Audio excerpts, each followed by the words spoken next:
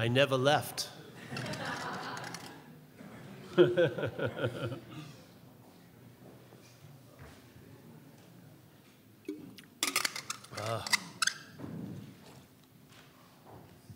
going to use an example I've been using a lot lately. I had a feeling it was getting through to people, but maybe not, I don't know. I like to view this whole idea we're talking about in an ocean wave comparison. So let's say we're all a bunch of waves at a meeting to sort of talk about the ocean. Yeah?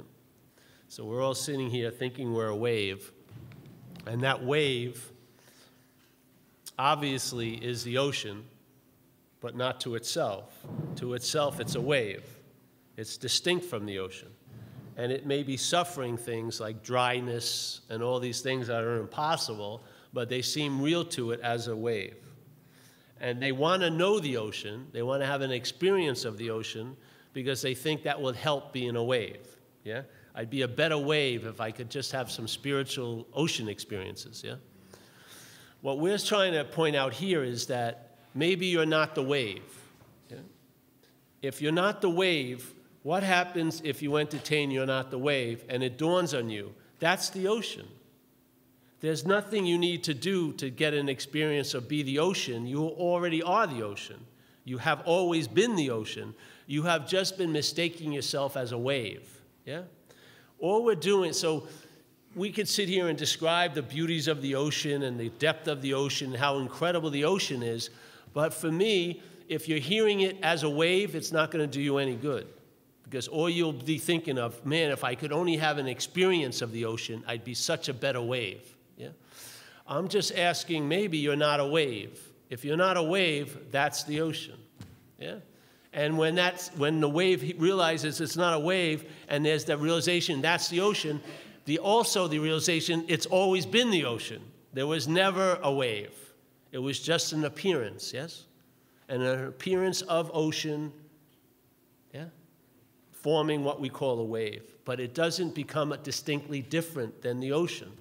So I would say we are that spirit, and that spirit is also appearing here as things. We've taken ourselves as a thing, and we've forgotten ourselves as spirit, yeah? And I believe that's what's causing all our troubles here. If you allow a little bit of that entertaining, I'm not that.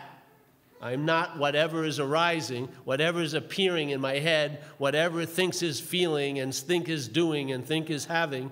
I'm not that. That's the activity of being what you are because you're seeing. Yeah?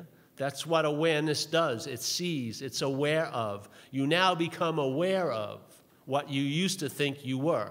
Yeah? Instead of seeing from self, you'll see self. You'll see it. You'll see it being made up. You'll see it being constructed. You'll see it being reinforced by the narrative in the head. You'll see quite a lot about it. And all of it will be distilled into one realization. I'm not that. And that's the freedom from the bondage to self. It's a simple recognition of your own inherent nature. It's activated every moment.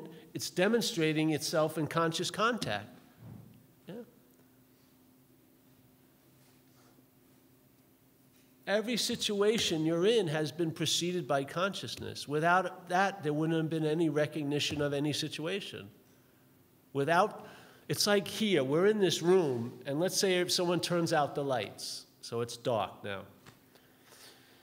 What happens? Well, some problems arise because you can't see where you're going. So let's say you got to go to the bathroom, and you're not familiar with this place, so you may have some trouble finding the bathroom because you can't see it. And maybe you'll start having a lot of worry about, I'm going to have an accident, I can't find the bathroom.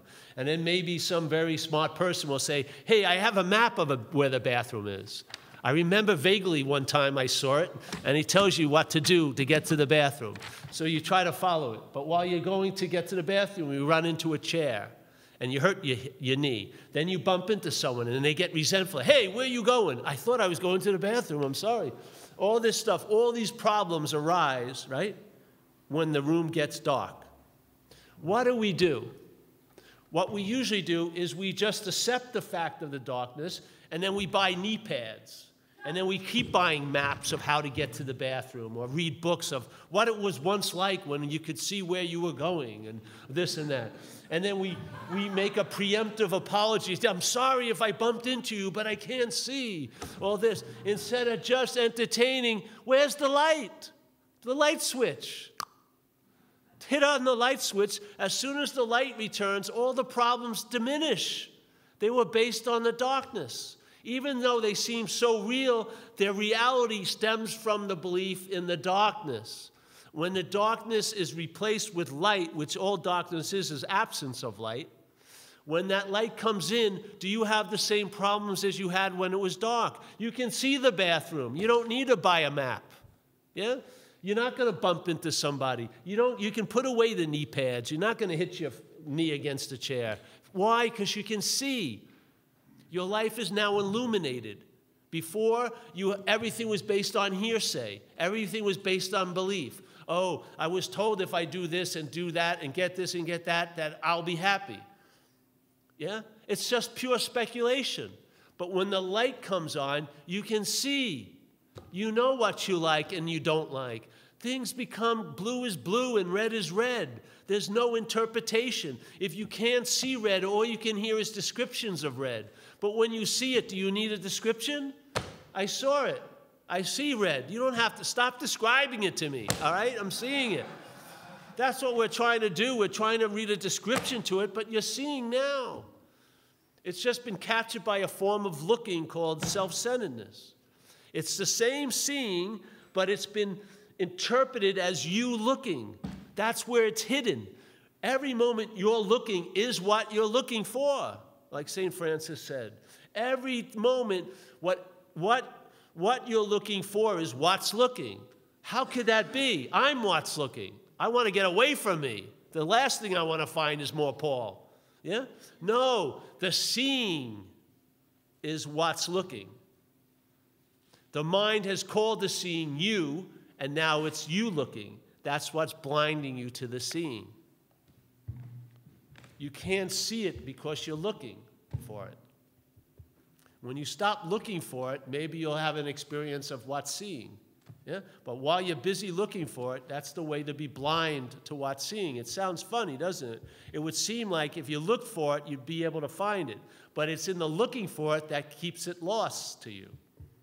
That's why in spirituality they call it the open secret. Why would they say that? How could a secret be a secret if it's open? Exactly. It's an open secret. They say the gateless gate. You're going to enter the gateless gate. Well, there's no entering a gateless gate because there's no gate. That's right. There's no act of entering. You're already in. I used to tell an old story in the workshops.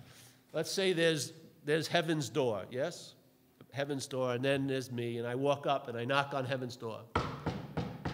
And God answers it. God looks at me and goes, and I go, hey, can I come in? And God looks right at me and goes, Paul can't come in. So I'm quite disappointed.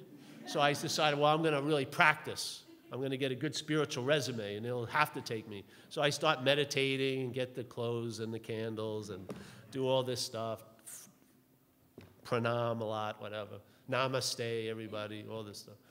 On and on for years. So, all right, now I feel pretty, all right, I'm pretty good, yeah? I'm going to go. And now with some confidence. And this door swings open, and I go, can I come in? And I'm basically walking in, and he goes, Paul can't come in. So I stop suddenly in my tracks. Now I get pissed. So I say, fuck all this, and I start getting loaded, and I care less. I throw away all the books and the candles and this and that. And then life washes me up on shore one day near the God's door, and when I'm getting up, something happens. My mind opens up. I knock on the door. God answers it.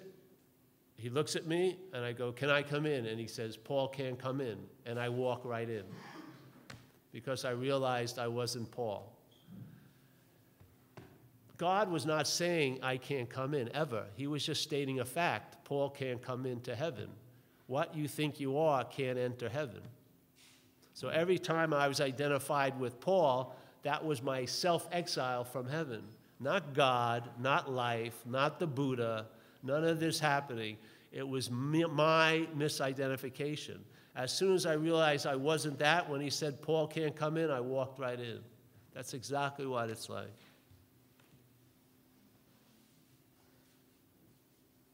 I have a question. Yes. I can say that the fourth step is pretty much all the 10 tackles that you've been thrown out from the mental, you pull them back in and you say, I am responsible for all this. But what about the 8th and 9th step? How are they connected to what you're talking about?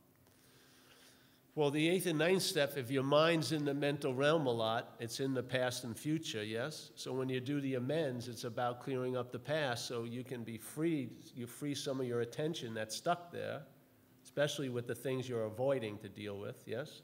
All your attention is in there, keeping that out of your mind, yeah? So when you make the amends and everything, immediately that interest and attention that was diverted into all that mental realm comes back here and now. And then you sense lighter. You feel lighter, don't you? You feel more available. Because what happened, what causes you to feel your life has been brought back into the moment. It's been relieved of that duty, of all that security